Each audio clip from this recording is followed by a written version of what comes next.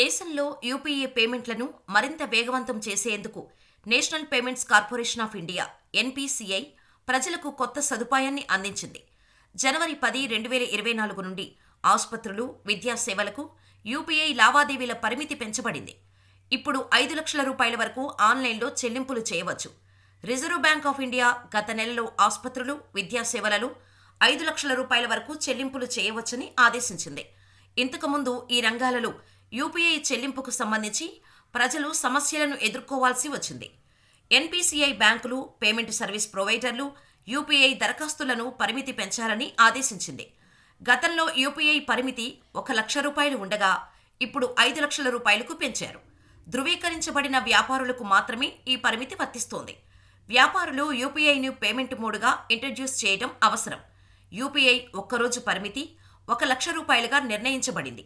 December నెలలో జరిగిన monetary policy కమిటీలో ఆర్బీఐ యూపీఐ పరిమితిని 5 లక్షల రూపాయలకు పెంచింది.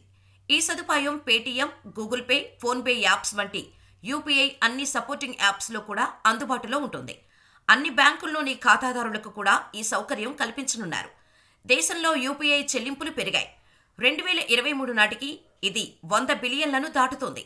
ఎన్పీసీఐ విడుదల చేసిన డేటా ప్రకారం 2022 సంవత్సరంలో సుమారు 126 కోట్ల యూపీఐ చెల్లింపులు జరిగాయి.